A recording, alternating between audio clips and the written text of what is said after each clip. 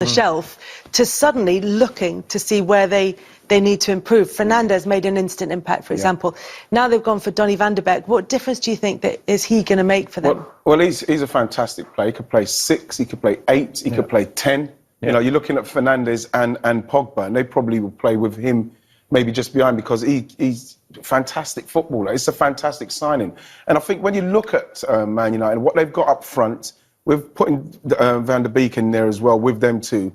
They just made one signing in Fernandes, and it all changed for Man United. All of a sudden, they look amazing. But for me, from the defensive point of view, I just feel that they're still very weak. And we're hearing like City might get Koulibaly. They've got to be going in there trying to do that. They've got to be trying to do that deal, because when you look at them from left back, yes, we know that Wan-Bissaka, you know, a fantastic right back, great defender, but Lindelof and even Harry Maguire.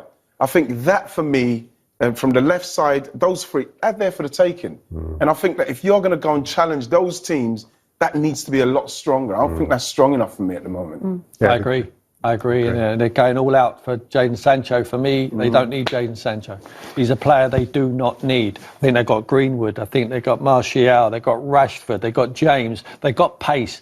When people coming up the field against Man United, they're in their element. They've got their space in behind. Sancho gives them that because he's got pace. Listen, you can't get enough great players, but I think there's more needs. I think they need defensive players. For me, I would go out and get Jack Grealish. I think he's another Fernandes. I think he helps them out, unlock the door when teams do sit back against them when they struggled. And I'll go and get Gareth Bale. Go and get Gareth Bale for nothing.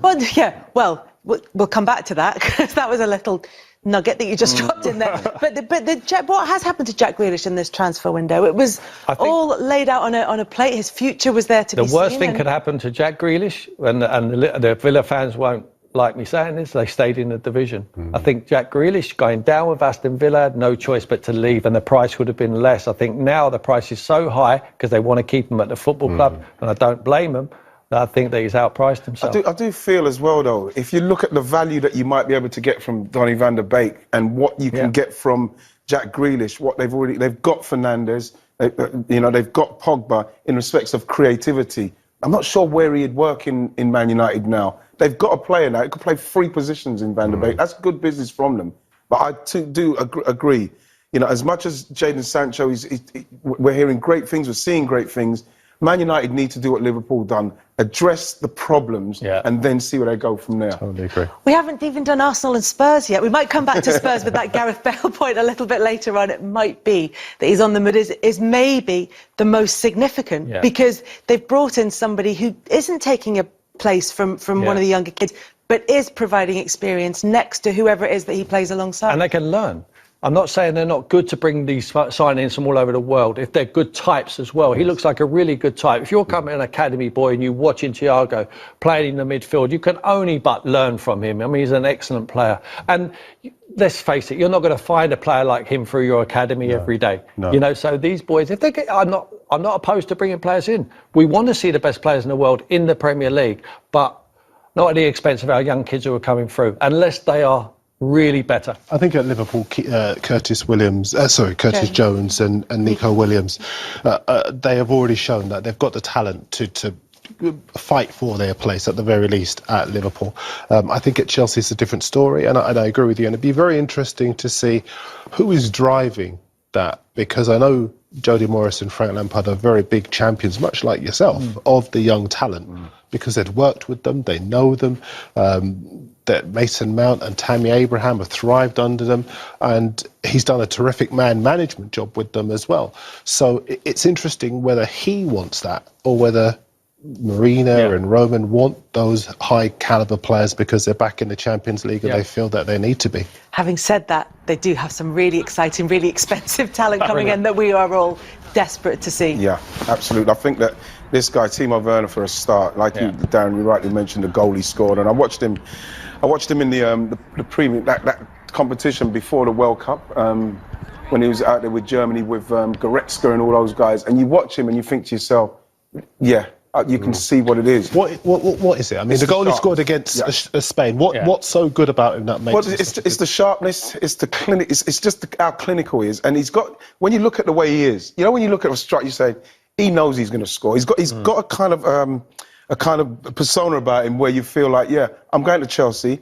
and I am going to score and I'm going to do very well. So this is why you look at a Tammy and the guys and you have to think to yourself, you need to kind of tap into how he thinks. Because when I watch him and he's going, I think, yeah, he's going to score. You watch him walk out, he's got a look on his face where I'm going to score, I'm going to link, I'm going to do my stuff, and I'm going to score. He's got it. He's got the striker vibe. Like what Shearer was like. Yeah. You look at Shearer, you watch Shearer walk into a room, he looks like, if there's a goal in there, I'm going to score it in this room. Yeah. He just looks like that. Teddy Sheringham, I used to have Michael Owen, Robbie Fowler.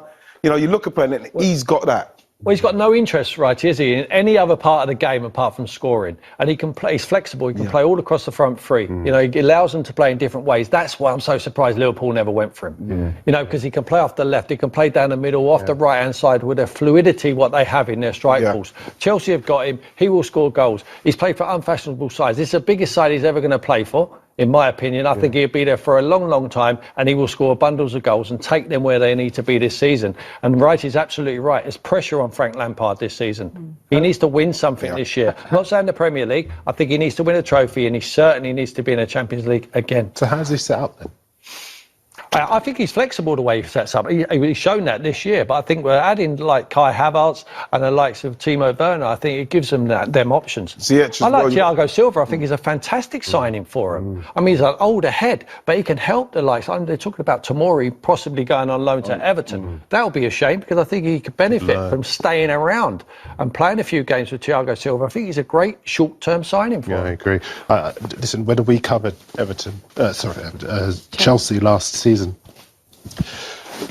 the one aspect of Chelsea that is always existent is the pressure on the manager, and Lampard handled it particularly well. And there was always this view that if they were to get into the Champions League, they'd do something, but nobody expected they would do what they've done so far, and they are still trying to sign another goalkeeper. Edouard Mendy from Rennes, who wants to come. I think it's going to be about £30 million or something. And I think that will be, if they can get him as well as Thiago Silva, then defensively they'll be a lot stronger. And that's going to be the key as to whether Frank Lampard does well this season or not. It could be a really big season for Chelsea. The potential is all there. It's whether or not it comes together on the pitch. And obviously, before they're aiming for Liverpool at the top of the table, but before that, they've got to catch Manchester City. Even they were 18 points off the champions by the end of the season. They've done some business themselves. Before we talk about that you mentioned Messi earlier, and I just wanted to get a player perspective because players are all gossiping about who's going to be coming in, about what's going to be happening. The Manchester City players will see that Pep Guardiola's been in Barcelona, pictures of him having his, pictures of him, walking the streets and having his photo taken. Would they have been excited, and will they be disappointed that he hasn't arrived? I think they'll be devastated because the way it happened, as much as when it finally happened, he's got to stay for whatever reason. I didn't think it would get that far with Messi. That it was because I started to think, oh my gosh, it's going to happen. He might leave, and if he's going to, we all kept looking for reasons why it wouldn't happen, why he would stay at Barcelona. And then in the end, obviously, it was a financial thing, whatever reason. But the fact is, as a player, it's like when Dennis was coming. We heard that Dennis Bergkamp might be coming to Arsenal as a team. We just heard it as the season was. David Dean was saying, and so it was getting stronger and stronger. When it happened, literally the phone, everybody's phoning. Dennis is there, and when we went and saw him at training, everybody wanted to train. Everybody trained 20-30% better. That kind of signing and the excitement that it creates, it makes you play. Look what happened to it. Dennis changed everything for us, and we knew we were going to win things with him.